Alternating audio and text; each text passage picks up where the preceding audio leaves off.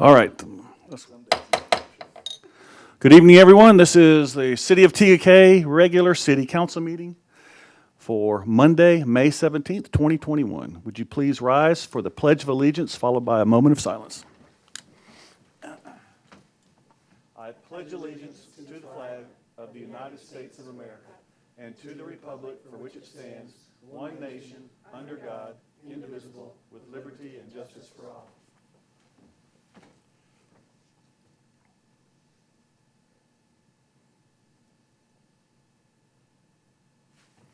Thank you. You may be seated.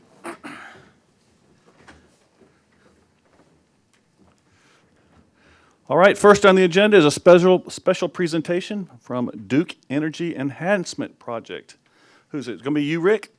Well, actually, if you don't mind, Mr. Mayor, I'd like to just introduce our speaker for this evening. Very well. And Mr. Mayor, members of council, distinguished attorney, and of course our professional staff at TGK. How you doing, Charlie? And Katie. So anyway, this is just an exciting evening for us. I mean, we are really stoked. And it's a long presentation. It's a lot of slides there.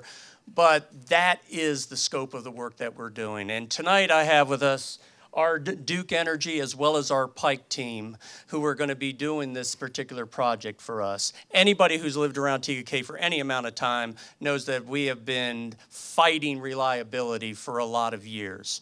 And this grid improvement project is not only the opportunity to get reliability to where we want it, but to put TK as one of the state-of-the-art reliable electric grids on our entire system. This is big, and we're excited to be here to introduce it to you. And what we're looking for tonight is actually quite simple. A, we want to introduce the project to you, but we also realize this has to be done in partnership. We're going to be around for a while. It's going to be a lot of work. We need to be walking hand in hand with the city. We need to be out there communicating together. We need to make sure that our customers, your citizens and constituents, they know what's going on every single day that we're out there. This is going to be a big project.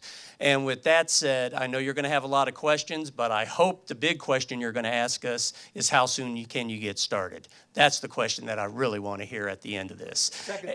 And, and with that said, I'd like to introduce to you from Pike, our project manager for this particular project, Mr. Matt Vaughn. Matt? So my name is Matt Vaughn. I'm the engineering lead for this. I'm project manager for Pike Engineering.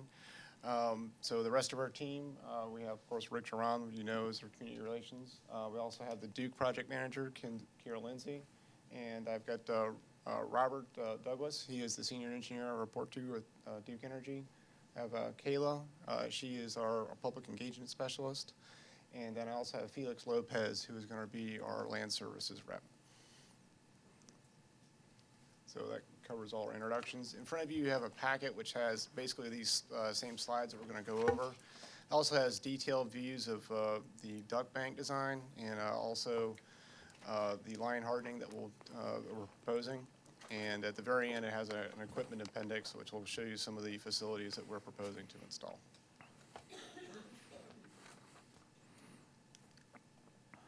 So we're making smart, strategic improvements to make sure the power we're delivering is reliable, secure. Can you speak into the microphone? Sorry. I'm not able to hear you from at home. I gotcha. Thank you. Sorry. Is it better? So we are making smart, strategic improvements to make sure that our power that we are delivering is reliable, secure, and energy you can count on to power your life at all times. The TK substation was identified by several data metrics as being historically poor performing and vulnerable to outage events. So the project benefits that we're proposing, we improve reliability and resilience to avoid outages and speed restoration in the future, improve the quality of your electrical service, minimize service interruptions, and increase safety. So less lines down, obviously a safety issue. This is what feeds the peninsula today. So this is kind of close to where you have your town hall up there. We have our TKK substation. It basically goes back through some very rough terrain, through some gullies, riverine areas, wetlands. It's very difficult to access. We can't get back there with typical trucks. So this is the main vulnerability that we have, and this feeds the entire peninsula.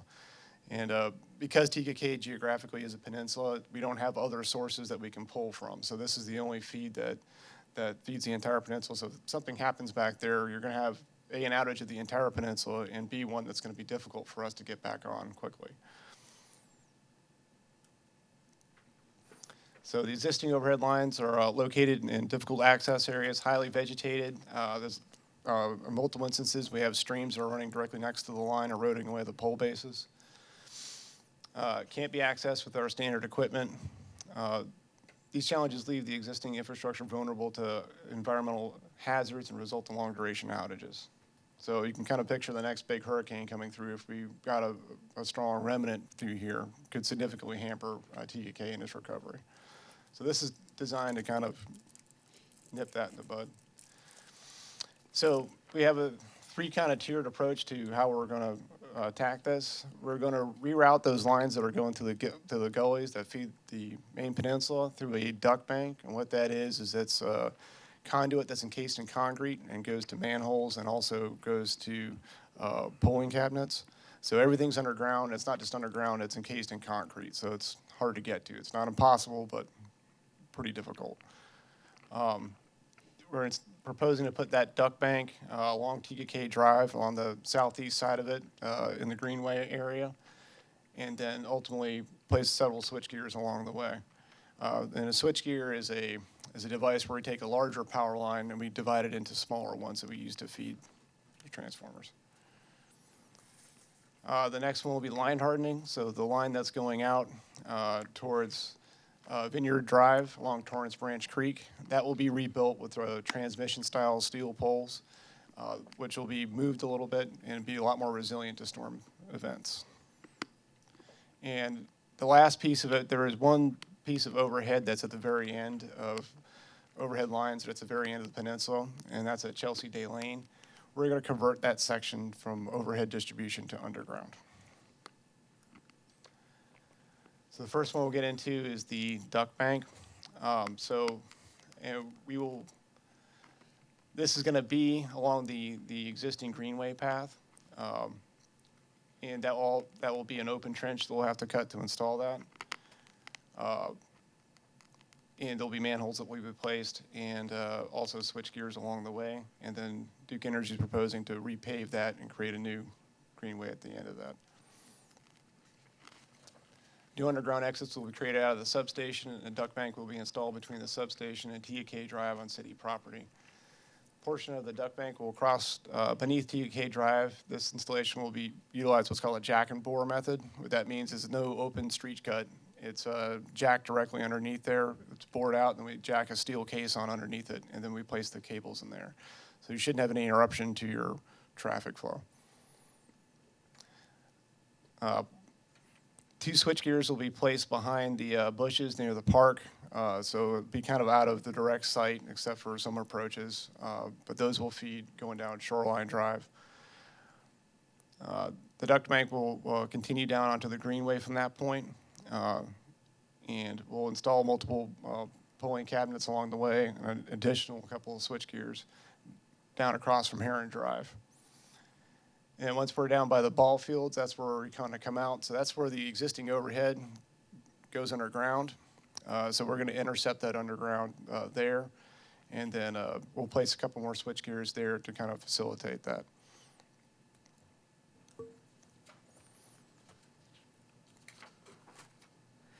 Matt, when you say Greenway, are you talking about the trail that exists? Okay, just want to make sure. And so we're proposing to dig that up and replace it in sections as we go. So it'll be kind of a phased approach.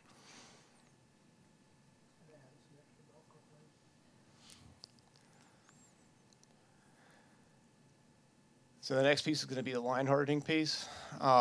So what's back there right now is a very old wood line that's back there that's kind of in the process of failing.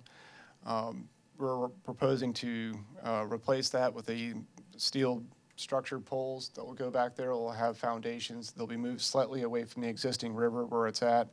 We'll also request some additional right-of-way from the city to move it that way. All this is going to be done on city property. Like that part of the line that's there is going to the left. That is actually traces the exact path of the river. So the creek that's back there is directly along the pole line. So it's already being compromised. The lines feeding Vineyard Road along Torrance Branch cannot be relocated underground. That's because there's wetlands back there. So there's extensive wetlands through there, so underground is not really an option. The best we can do is put it overhead and fortify it. Because of this, we instead created a design that will allow the line to relocate away from the stream to the south on city property. The new line will be built with transmission-style steel poles, concrete foundations. We're requesting a 60-foot right-of-way to cut back the vegetation. And the reason we're doing that is because we don't want to, it's a wetland, it's a sensitive area. We don't want to be down there very frequently. So if we can get a larger cutback when we're down there, then we won't have to come back for a decade.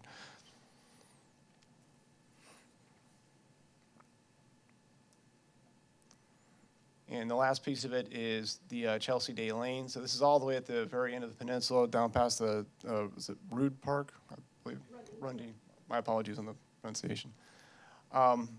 So this is the last piece of overhead that we have there. It's heavily overgrown by vegetation. It causes a lot of outages of events back there.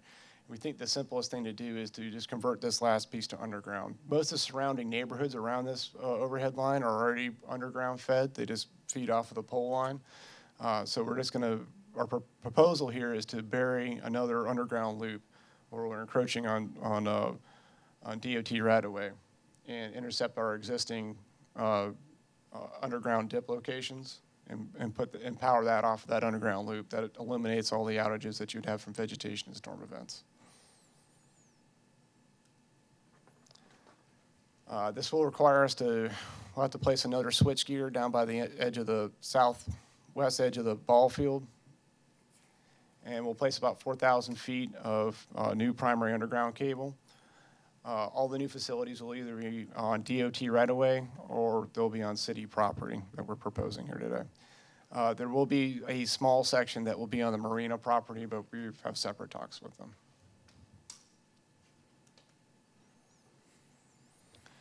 So a holistic view of the grid improvements. Once complete, the duct bank will house 2 circuits that will be backing each other up. So this kind of goes back to what Rick was saying. We'll also have Vista smart switchgears. This is the first place in the Carolinas that we're proposing to install these switchgears. They're state-of-the-art, very expensive switchgears. And what they do is they work as a team, and they automatically will detect faults and route power around it.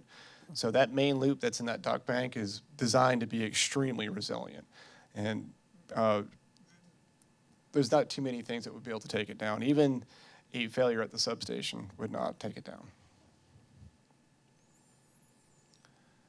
The pole hardening will allow us to connect to another substation called Buster Boyd that will give us alternate source of power. Converting the remaining overhead at the end of the peninsula to underground will reduce outages due to vegetation overgrowth and improve reliability.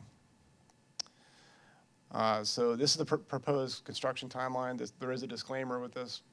A lot of what we have here is pretty complicated, so it can change based on permitting, resources available, and of course community feedback. We're proposing to start the duct bank construction down TUK Drive in the fall of this year and go through into the winter time, placing the switch gears and connecting into the existing underground on the peninsula in December. And the line hardening project, we are proposing to start that in December going through spring of 2022. And overhead to underground conversion for Chelsea Day Lane is supposed to also begin in December and go through early January.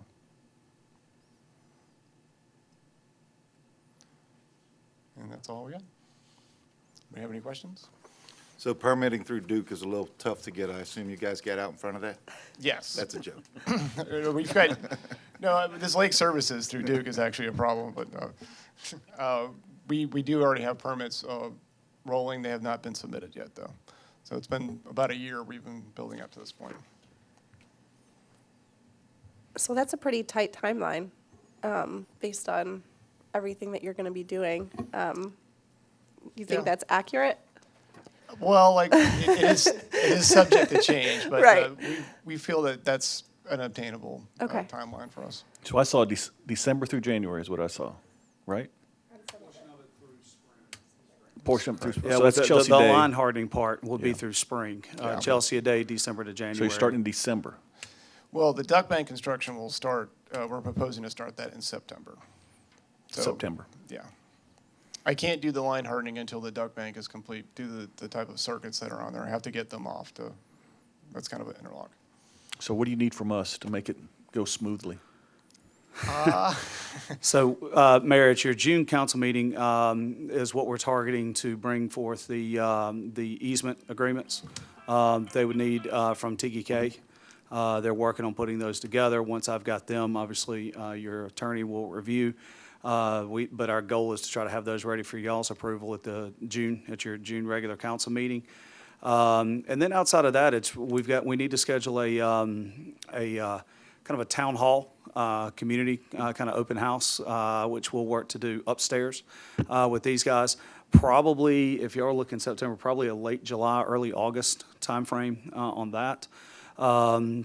So I haven't set that date. I know when we last met with Duke, they're putting together an actual landing page with information on all this on their site that we can hyperlink from ours to, both through social media and our website to get people over to that, to see that information.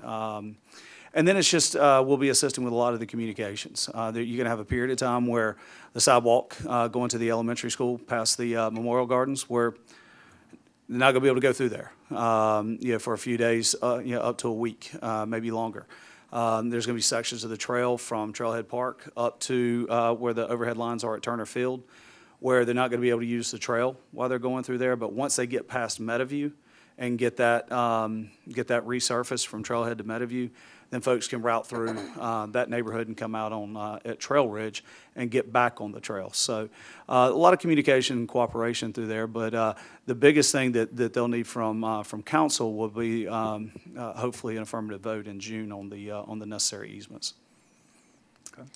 So, Yeah, this is really exciting. yeah. Especially those people back by the marina. I think they're going to be thrilled. Yeah. So Matt and Rick and team, thank you all so much. I know that this is a really big deal, and as a proud Duke Energy Carolinas customer, I am excited about this investment in our city. So thank you all so much for all the time and dedication you guys have already put into this project. I know you'll do a great job, and it'll be, resiliency, safety, better for our citizens. We really appreciate that. So thank you guys. Okay, thank you. Anything else? Anybody got anything else? All right.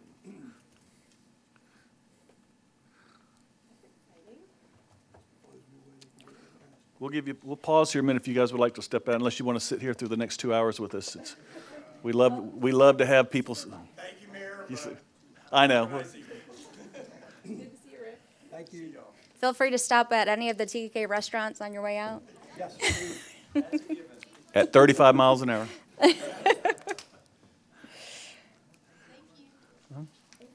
Thank you.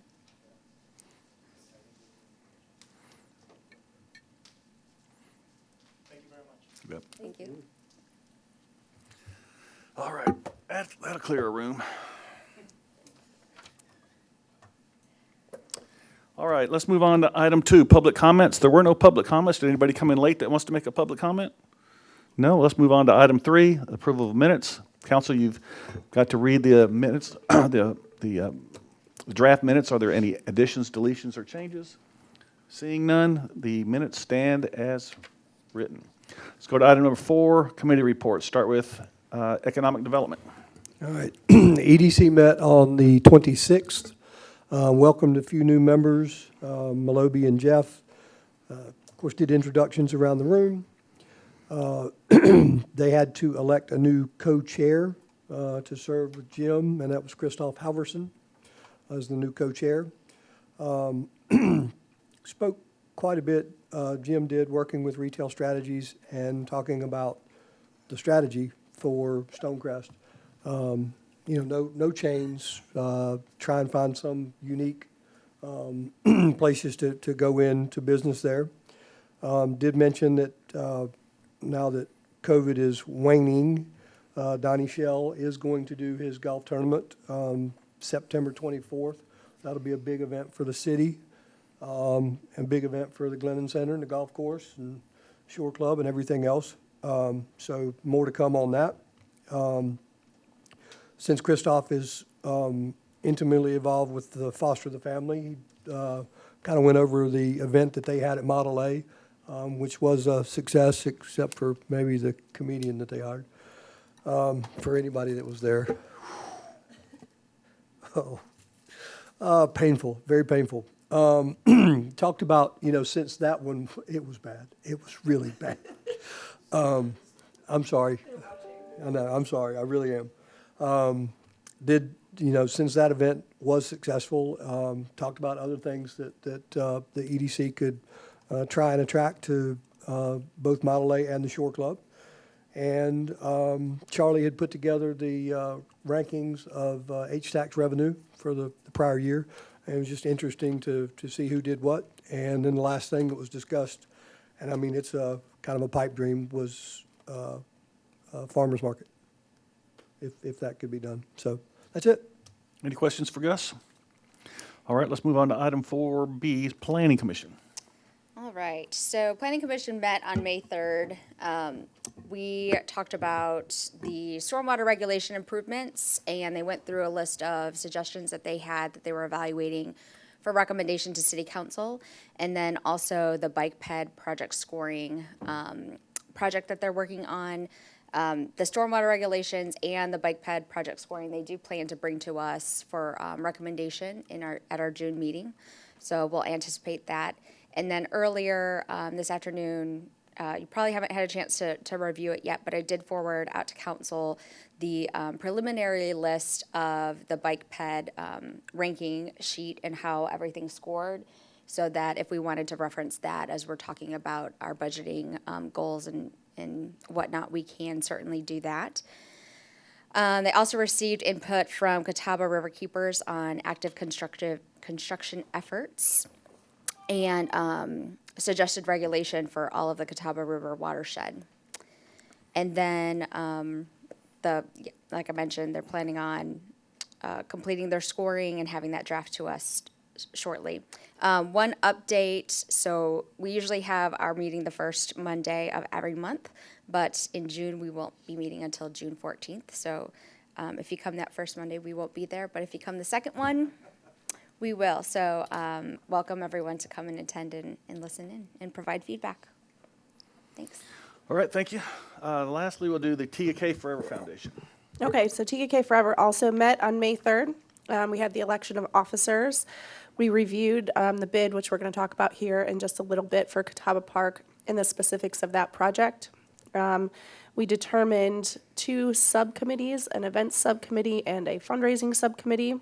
Since I kind of got roped into the fundraising subcommittee, we also had a separate meeting this past Friday to talk about the upcoming the ways that people can get involved. So our hope is that we will have a brick fundraiser, and it will roll out right around the same time that we have the groundbreaking, so hopefully sometime next month.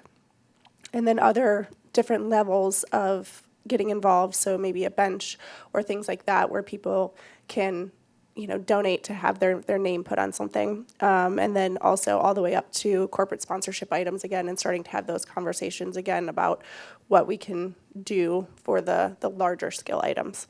So that's what I have. All right, any questions?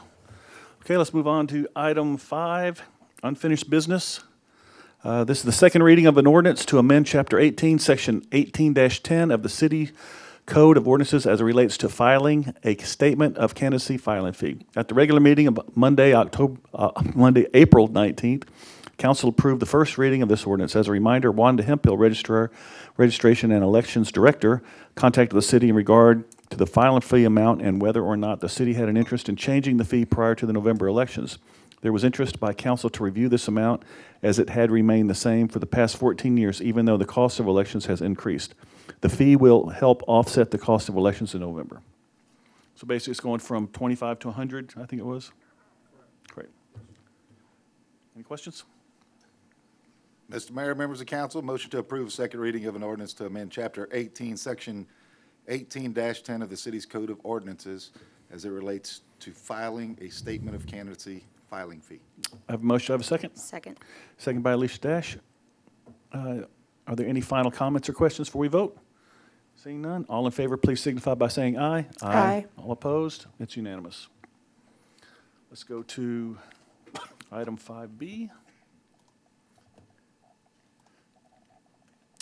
Item 5B is a discussion of proposed changes to the ordinance amending Chapter 2, Article 5, Divisions 2 and 3 of the city's Code of Ordinances, Purchasing, Budget, and Fiscal Control Policy. After council gave a unanimous first reading to the ordinance updating the purchasing policy, we received comments requesting we take a further look at this ordinance and potentially make additional changes. This could require a new first reading. Tonight, we are going to discuss what our next step should be. So who has the first comments on this? So I can go ahead and start on this one.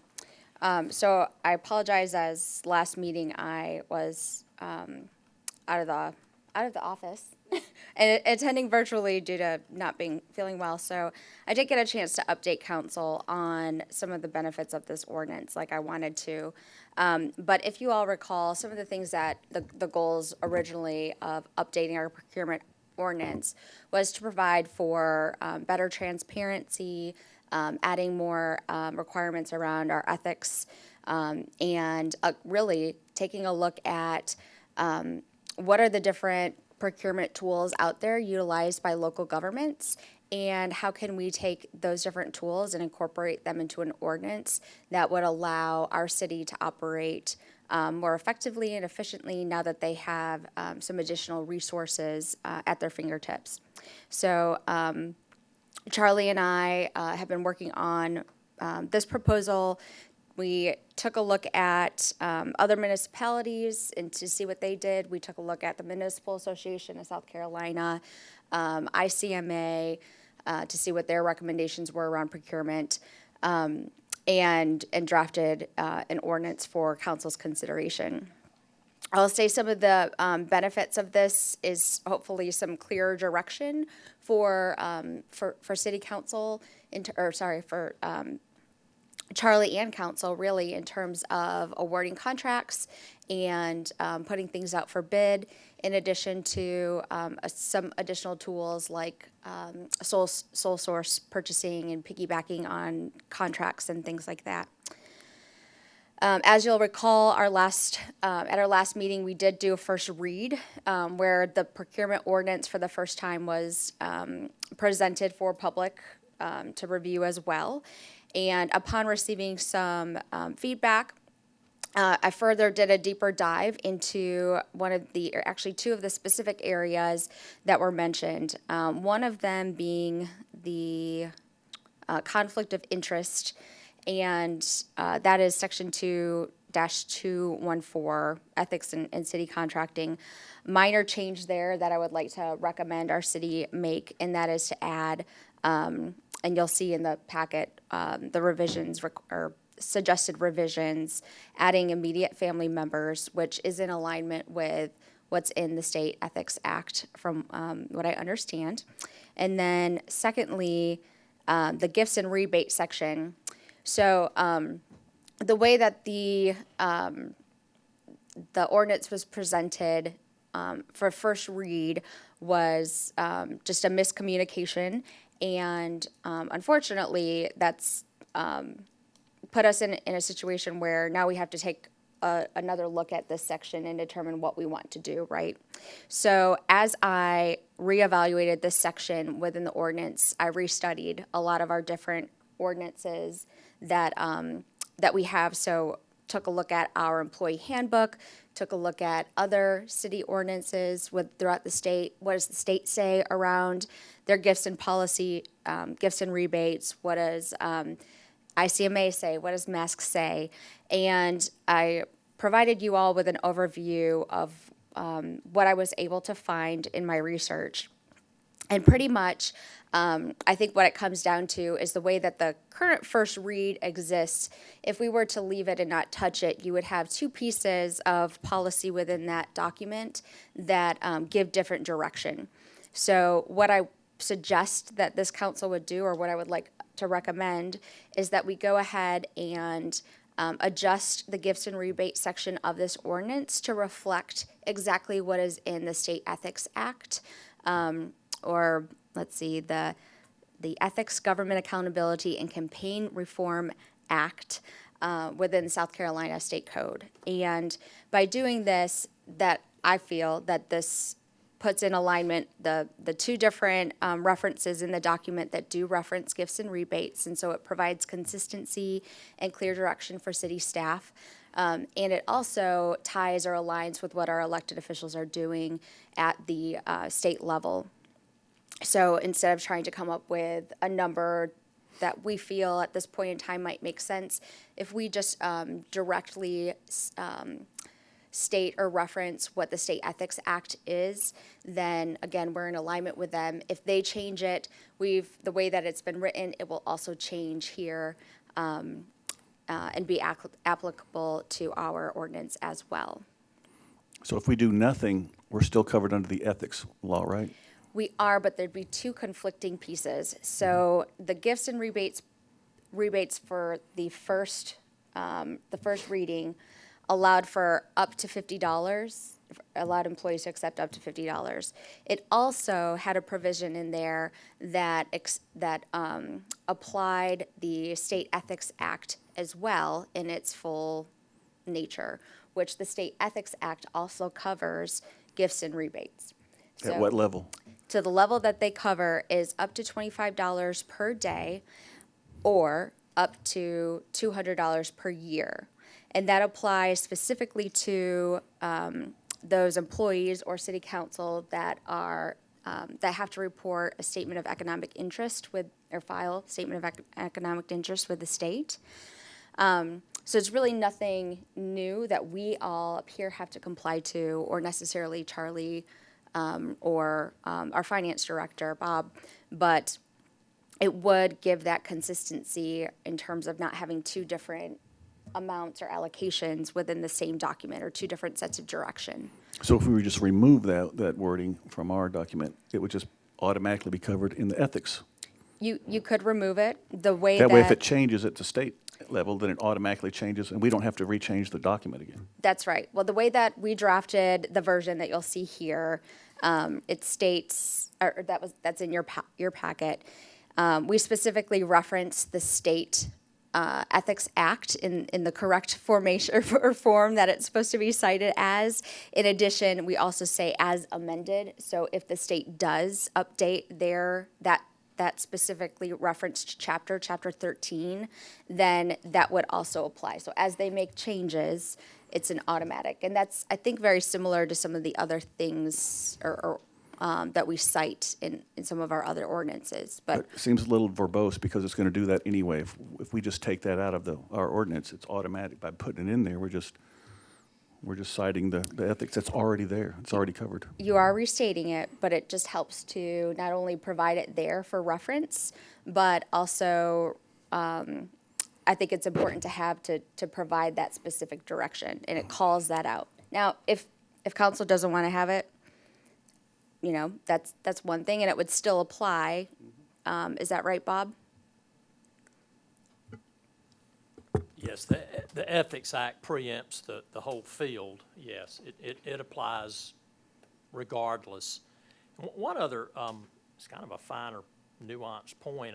I believe in the latest draft I've seen, there's just an outright prohibition above, concerning any gifts above $25 to employees or any of you. My recollection of the Ethics Act, it doesn't prohibit gifts above $25 or $200 per year. It just says you have to report them on your statement of economic interest. I think, at least you correct me if I'm wrong, I believe in the last red line I saw of the procurement ordinances that's floating around, there's an outright prohibition against anything over $25. So that's a little different than the Ethics Act. Ethics Act says you can take it above 25, you just got to report it. Yeah, so if the way that it's now worded conflicts with that, we need to change it, because I feel like it needs to either be consistent. It depends on what you want. I mean, you can, if you, in your procurement ordinance, if you want to go a step further and say, under no circumstances, whether you report on your economic interest statement or not, you can't accept a gift over $25 or $200 a year. that's what you're doing now. You have the ability to tighten it down more than the Ethics Act, if that's what you choose to do.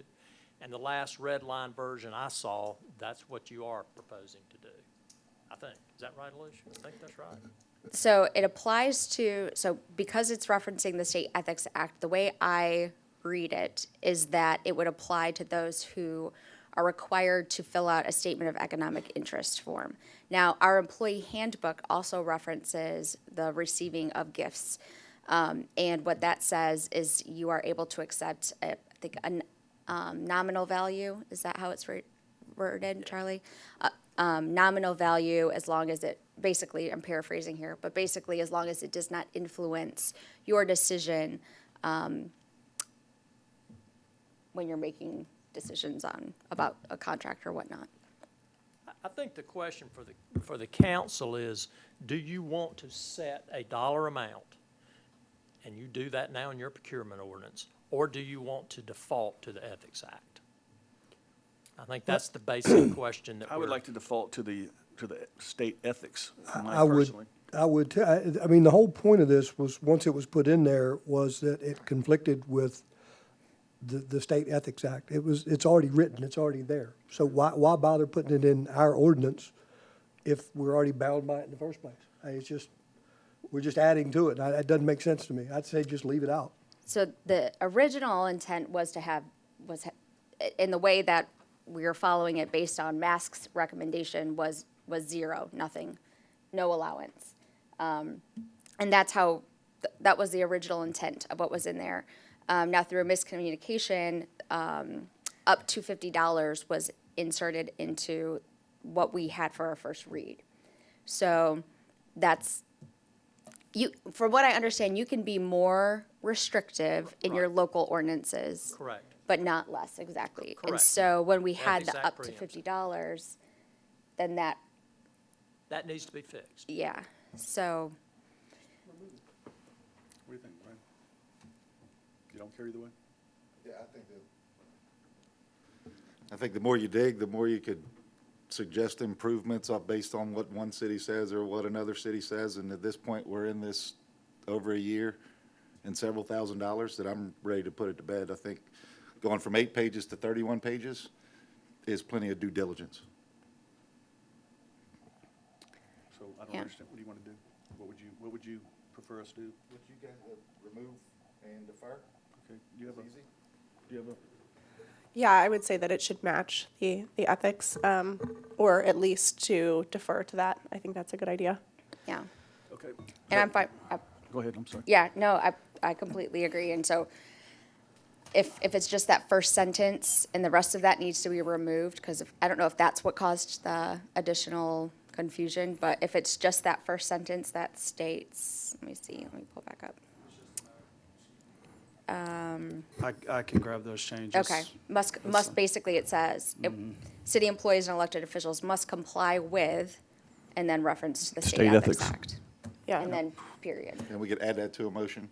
But because we've already done first read, we'd have to cancel that out. Just bring us another first read and next do a week. you new- another do first a read new in June. first Okay, motion so or first Are we read clear as tonight. mud now? We're just going to cite the ethics law, state ethics. That's right. And go with In the them. motion. Totally good with that. I got it. Okay. There were a couple additional minor edits that were recommended, and just from a consistency standpoint, I know that Charlie and I talked through that language to make sure that those thresholds were consistent and at the right level. Those should also be represented in the version that you all have. And then I believe there was also a note that I had put in there for our city attorney, just on the local purchasing section, just to make sure that everything in there was in alignment and with the intent, the way that it was written.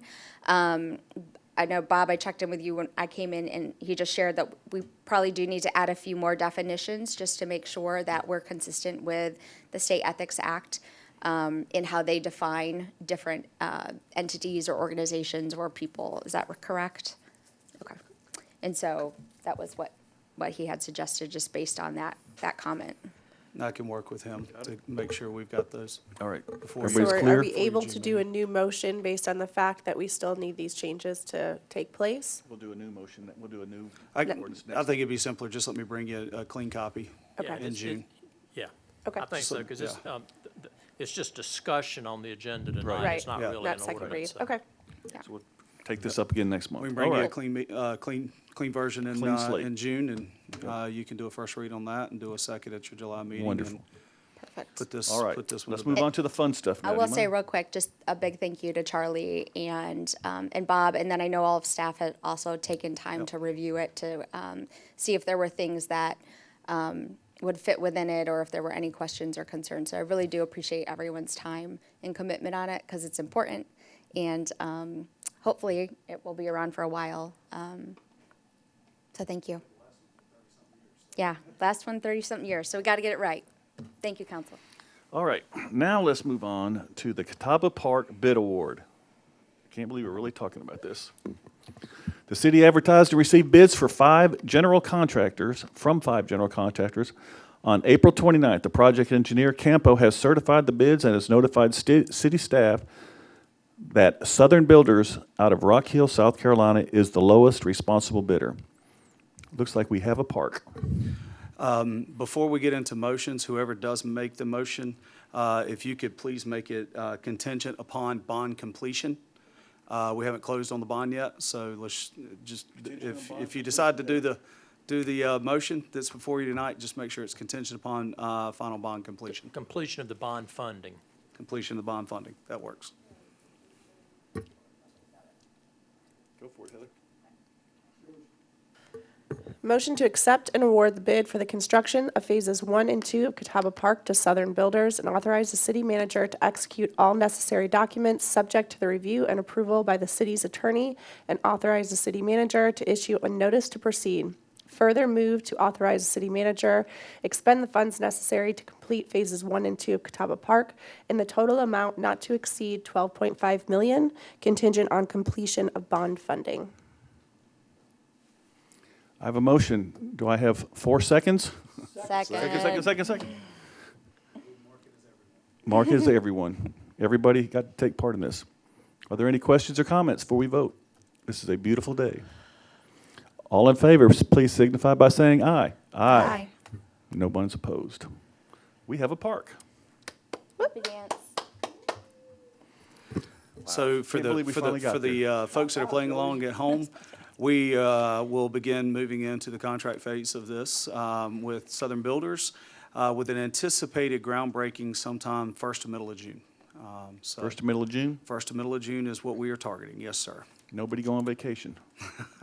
Everybody will want to be at that one. All right, this is a big monumental, this is huge. That's huge. All right, let's go to 6B. Staff spends several months compiling the city budgets, and budget season for fiscal year 2021-22 is here. Staff is seeking council's input as they prepare the various budgets as to our goals and priorities for the upcoming fiscal year. Charlie, you going to take that one? Council, as we've done in the past, we can either discuss it here tonight. If you've got ideas, goals, priorities that you want to email us, that is fantastic. We'll take those. Staff is already working on the operational side of the budget, but then want to see what's important to council. Is it more public safety? Is it more timely leaf collection? You know, whatever the case may be, so that they've got time to put whatever numbers, if any, would apply towards that, so that as we get together for your budget workshop and go through it, as we've done in years past, we can try to account for those things, or at least come back to, okay, that's going to cost $4 bazillion. Do you really want it number one on the list, or do we want to drop it down? Yeah, those kind of things. But it's always been important to me as the city manager here that council have a lot of input up front to kind of give myself and staff direction on which direction to go with the budgets as they're working diligently on those. So I'm going to turn it over to you, Mayor and council. If y'all want to discuss it in detail tonight, that's why it's on the agenda. If y'all want to email me those separately, that is totally fine too. Well, we've always emailed it seems like before. I think that'd be best you have it in writing that way, so won't be any, but I'm going to defer to any of you all that want to. Yeah, Any way you Alicia and I wanna- did meet last week just to kick around some ideas, and we're so like into all of the goals that we already set for this year, and we're just starting to like tick those off. So we have so many still that we need to get to. So there wasn't a whole lot of new. Right. There was a couple, more like sub conversations and tangents that we went off on, some minor things. So I'll go ahead and send those to you. Okay. But it was nothing. I don't think Sure. that would. It was out of the realm of what we've already talked about pretty much. So. And if I could get those in the next week or two from council, that would be great. That way, if I've got follow-up questions before I start doing a deep dive with staff, I can get those pieces put together. That'd be great. Anybody else have any comments? All right, let's move on to item number 7, city manager's report, and please say something about the crosswalk. Because I get questions on that. I every hate to week. disappoint right off the jump, Mayor. I do not have any updates on the crosswalk. Such is life with our friends at DOT. I believe all of their focus got shifted to a different project that's going on. They're trying to finish right now. But the last we talked, and Susan, you can correct me if I'm wrong, they were targeting a late May, early June. That's right. So my guess is probably after they start pulling folks off of the bridge. I don't know why this project would be hampered by that one. We're going to have It's a completely different. electric and state-of-the-art crosswalk. Yes. There you go. So I'm hoping at the June meeting, I'm reporting to you that, hey, it's almost finished, or it is finished. But don't have anything on the crosswalk this evening. Just got a couple quick things to cover with you, or to make you aware of. First, great concert this past Saturday. We estimate a little over 2,000 people in attendance. One of our larger attendances. One of those shows, the next show is going to be on June 19th. We're also working with a sponsor on potentially doing a show on Saturday, July 3rd, as part of our patriotic weekend. This would be an additional show at very little cost to the city, basically just some staffing, but had a sponsor approach us about, we'll pay for the band, we'll pay for the stage, we'll pay for all the things. What do you guys think? Since we're not shooting the fireworks till Sunday night, and we thought, hey, why not? Let's see what happens. Typically, we don't do anything in July other than the 4th. So hashing through those details, hope to make some big announcements here in the next week or two. Beach and Swim Center memberships, council, I've been telling you since last year that we're watching that one like a hawk. We're at 418 membership packages, so it's had a bit of an uptick. Thank you, Ms. Overman, for continuing to push that. But we budgeted on 500. According to our finance director, it looks like we should be in good shape financially this year and next year, based on what he's looked at. 93 degrees on Saturday will help. Yes, I think the fact that we actually had a spring this year with cooler temps slowed some things down. Yeah, the other thing that's hard to gauge this year is the fact that the kids don't get out of school till almost July. I think June 18th is the last date, so it's a very short summer. Obviously, last summer we didn't really get to open up, and even then it was kind of partial with the COVID restrictions from the state. And I'm pretty certain everybody on Winsong Bay has put in a swimming pool in the last 6 months based on construction through there. So we're continuing to monitor that. But your finance director, Bob Barkin, feels okay about this year and even next year, which surprised me that he said next year I think we'll be okay. It's that 2023 year that things may get a little wonky down there. But that has always been a self-supporting facility, no tax dollars into it. We're going to do everything we can to continue that, but I don't know that will be possible beyond 2022. So future councils, those that are looking to throw their name in the hat, be prepared for those discussions down the road. Hospitality tax continues to do well. If things continue at the rate that they have been going, will certainly exceed revenue projections for the year. So hats off to the community and surrounding community for supporting the restaurants. Things are going quite well, so we're happy with that.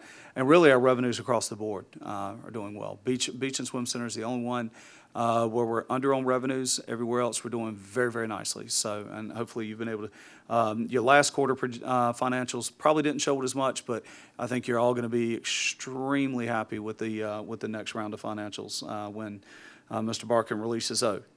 And last but certainly not least, staff is working through potential options for the ARP funding, that's the American Recovery Program, and continue looking for more concise information other than what came out in the interim final plan, which I thought was a horrible name for a document, but they took a 4-page law and made it a 151-page clarification that cleared up nothing at all. So we're still working through that.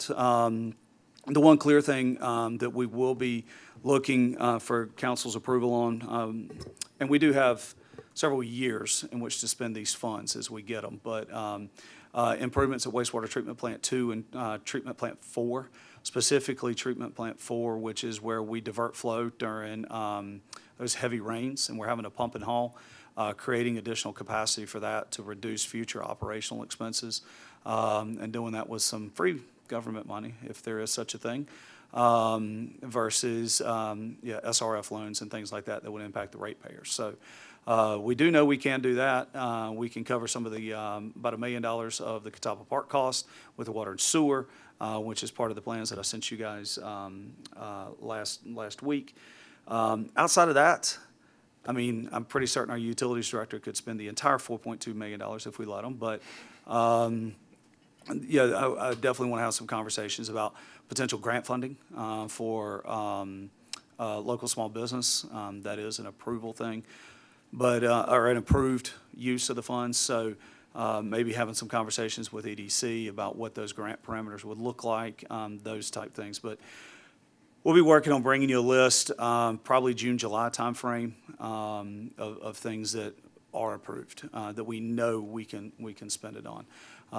Funny enough, we keep having Zoom meetings with people that are telling us they wrote it specifically vague so that you can spend it however you want to. And I'm like, They drafted 151 pages. They got very specific about something.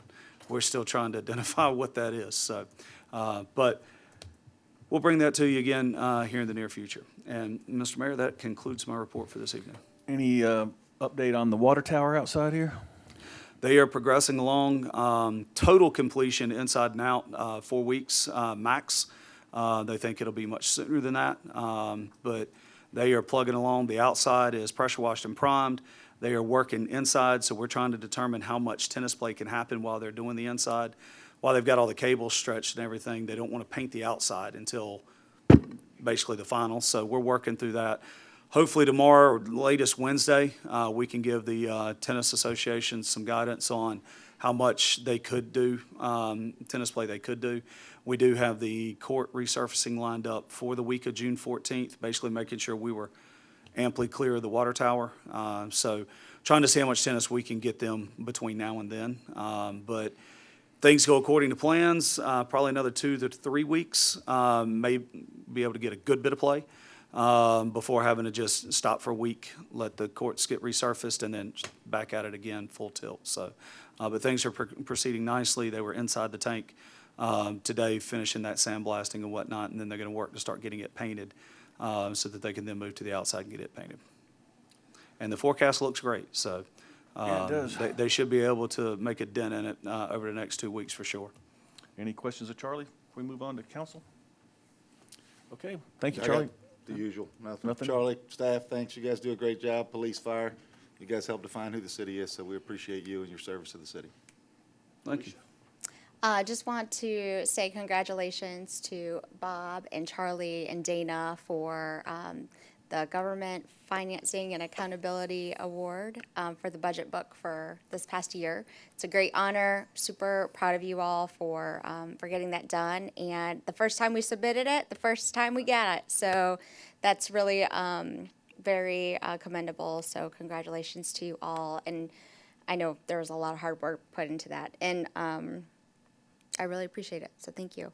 And thank you to council for being supportive of those efforts. So we are now on the list of those cities with a high quality budget document. So good job. Thank you.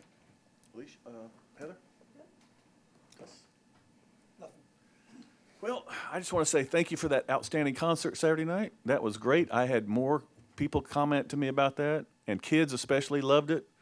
I never got in the food line.